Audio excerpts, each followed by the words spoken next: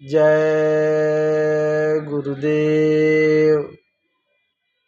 प्रेमी भाई बहनों, समाज में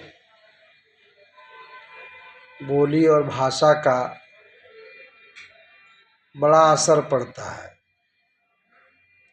हमारे भाषा पे और हमारे बोली पर ये कितना महत्वपूर्ण है,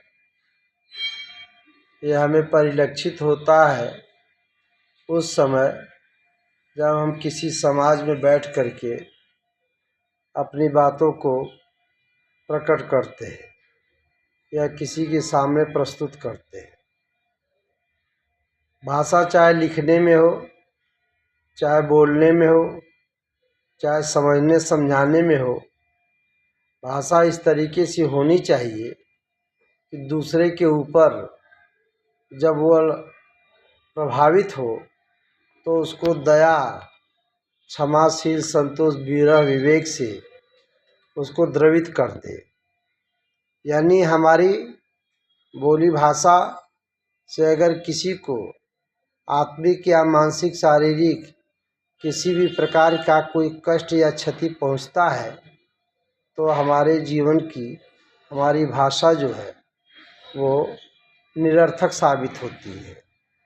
इसलिए संसार में जब भी कोई अपनी भाषा और वाणी का प्रयोग करता है तो उसको इस बात पर गौर यानी सोचना चाहिए कि हमारी भाषा से किसी दूसरे को कोई दुख तकलीफ न हो।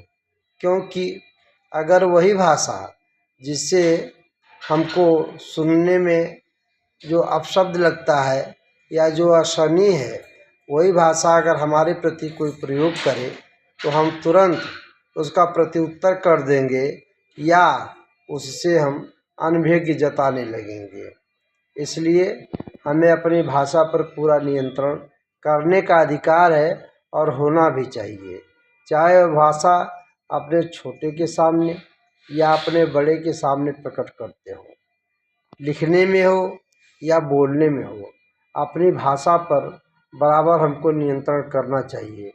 क्योंकि बड़े बड़े महात्माओं ने इसी को एक ऐसा शस्त्र शास्त्र बताया है कि इससे बड़े से बड़े कठिन कार्य जो है वो हल हो जाते हैं। यानी उसका विषम परिस्थितियों से भी सामना करने में सफल सहयोग मिलता है। अतः जब कभी भी अपने भाषा का प्रयोग करें तो भाषा के लिए चयनित शब्दों का और सुंदर शब्दों का, सजीव शब्दों का, सरल शब्दों का और सदा हृदयग्राही शब्दों का प्रयोग होना चाहिए। कहा गया है कि वशीकरण एक मंत्र है, तज दे वचन कठोर।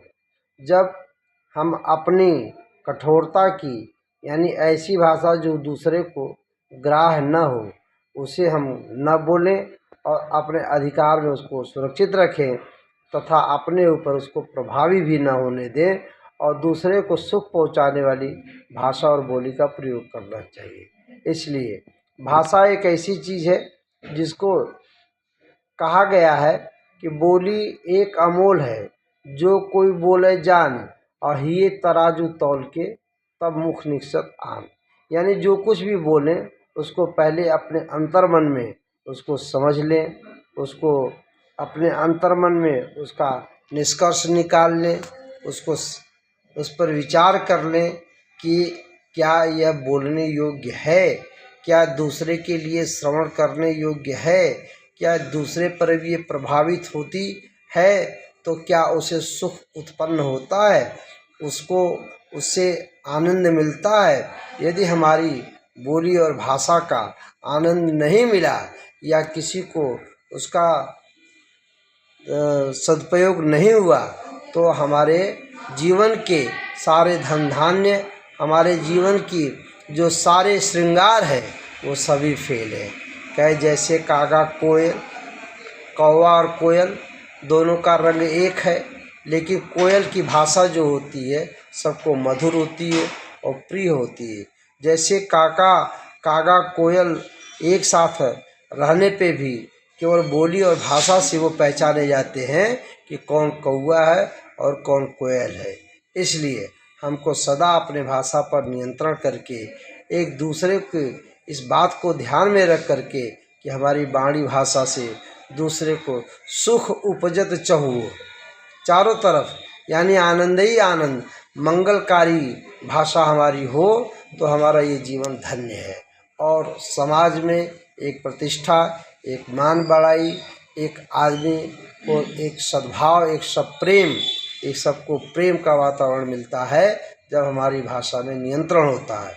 इसलिए प्रेमी भाई बहनों, जब भी हम अपने भाषा का प्रयोग करें तो हमेशा ये विचार करें कि यह भाषा अगर दूसरे के प्रति बोली जाएगी तो उसका क्या प्रतिफल होगा, उसको क्या महसूस होगा, वो क्या अनुभव करेगा। इसलिए इस बात को निश्चित करके परमात्मा से सदा हम इस बात की याचना करें कि वो हमको सद्बुद्धि दे, वह हमको इस तरीके की ऊर्जा दे, इस प्रकार की ताकत दे, शक्ति दे कि हम अपनी भाषा पर कंट्रोल करके ऐसी वाणी भाषा को बोले जिससे अपने को भी सुख हो और दूसरे को भी सुख हो, ताकि एक आनंद की जीवन में जी करके वह एक अपने आप को गौरवान्वित महसूस करके एक दूसरे का सप्रेम और सहृदयता के साथ एक दूसरे को सुख के जीवन का अनुभूत करा दे। इसलिए भाषा बहुत महत्वपूर्ण है, इस पर हमें और आपको बराबर ध्यान रखना चाहिए। आज बस इतना ही, परमात्मा के नाम को प्रेम से बोलेंगे। जय गुरुदेव।